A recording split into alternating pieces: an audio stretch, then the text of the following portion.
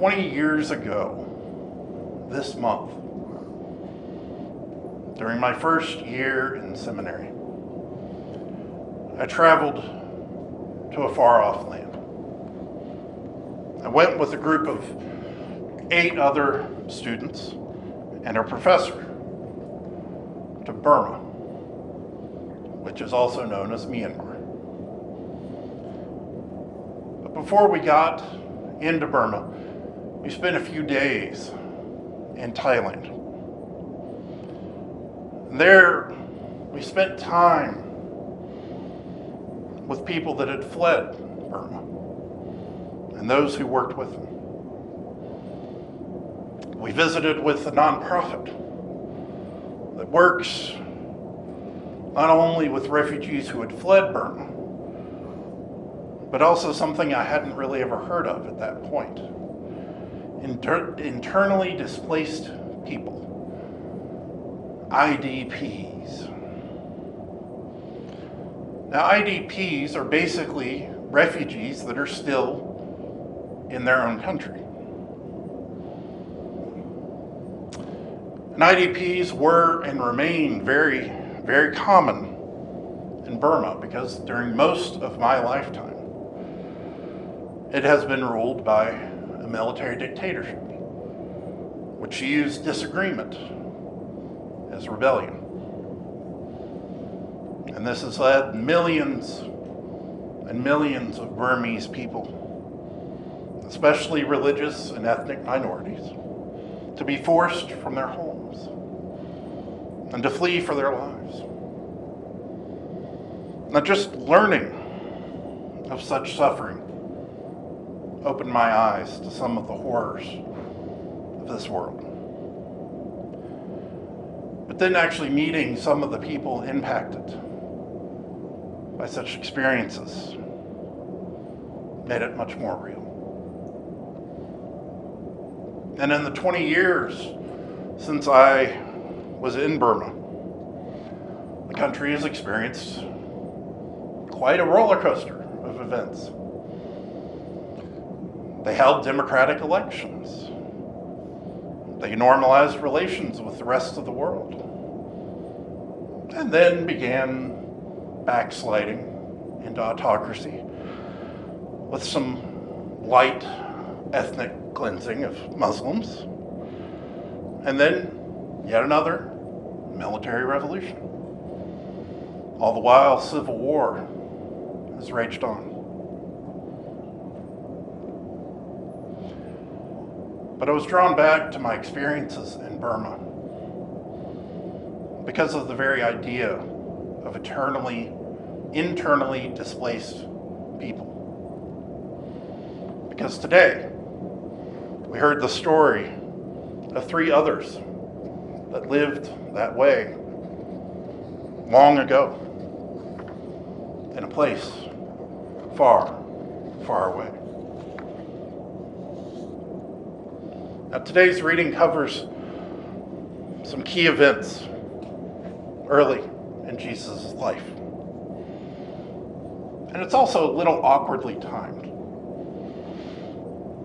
Our reading comes immediately after the wise men have left the Holy Family and returned home. Now, this is awkward because we observe the coming of the wise men on the Feast of the Epiphany, which we observe tomorrow on January 6th. So, with that little awkwardness aside, we did hear that Joseph was warned in a dream by an angel to flee Israel and go to Egypt. Joseph did so.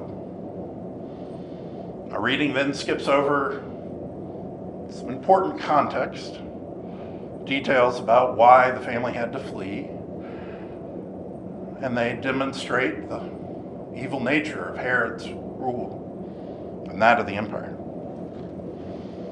But then we heard that Herod died, and an angel again told Joseph to take his family and return to Israel.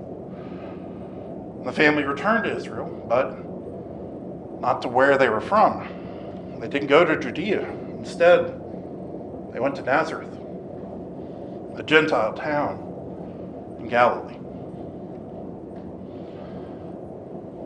Now, this passage gives us even more detail about the world that Jesus came into. It shows us that he was born into a world of political injustice, one where the lives of the poor and the innocent were slaughtered, where families had to flee in the middle of the night. Now, just as the Nativity story suggests the Holy Family was treated as outcasts, here we can see them being turned into refugees. They fled Israel for Egypt, the land where their people had been enslaved centuries earlier. And when they are returning home, they didn't go to what they knew. They went to a new region, an entirely new town to find safety. Now, Joseph, Mary, and the sweet little baby Jesus were both refugees and internally displaced people. This is again reminding us that Jesus, and through him, God, has experienced human suffering beyond what any of us can comprehend. God knows what it is like to be turned away, to be treated as less than. Now, it's worth noting that some parts of this passage are likely not entirely historically accurate.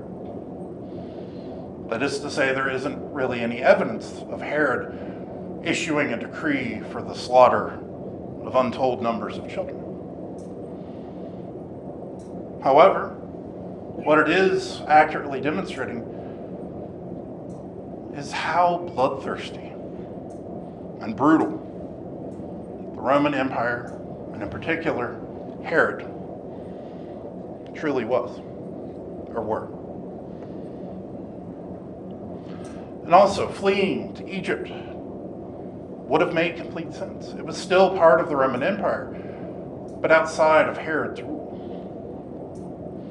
And we do know that Jesus was indeed raised in Nazareth.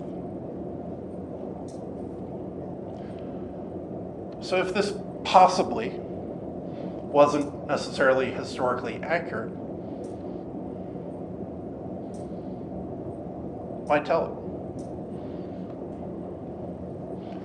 Well, what we can see here is that Jesus is being established as the new Moses. Moses' life began with exile and struggle with an oppressive regime, just as Jesus's does, or did. Moses faced Pharaoh, Jesus faced Herod and the Roman Empire. And in both cases, God is at work through the most unlikely of people in the most unlikely of places. God drives a faithful man to do the unthinkable, to challenge the status quo, the powers that be. And in both cases, earthly rulers think they are the ones with all the power. But again, as always, it is God who truly reigns over all. Joseph and Mary are also models for us here. Joseph received divine messages in his dreams and acted upon them. And Mary had faith in him and in God and agreed. They risked everything for their child. They crossed arbitrary lines on a map to give their child a chance at life. And even when they returned to their homeland, they again went into new and unfamiliar area where they had no connections, just to be safe. They did what anyone would hope that any parent would do for their child, whatever it takes. And they did it not only for that reason, but also because of their faith in God. Today we are being reminded yet again that Jesus' entry into this world wasn't a Norman Rockwell painting. It wasn't a Hallmark movie. Not that there's anything wrong with that. It was messy. It was scary. It was dangerous. And it didn't go according to plan. At least earthly plans. And this should remind and comfort us, because it means that Jesus, and through him God, know what our lives are all too often like. God has known the struggle of refugees and of internally displaced peoples. Part of our job is to be like those who welcomed in that foreign family in Egypt, or those in Nazareth who welcomed in the outsiders. Our job is also to seek to end the suffering of others and prevent the creation of new refugees and new displaced people. And so, as we conclude our celebration of Christmas, let us remember the one who created us and the one who redeemed us, restored us, as we seek to recognize the dignity of every human being and strive to remain humble all of our days. Amen.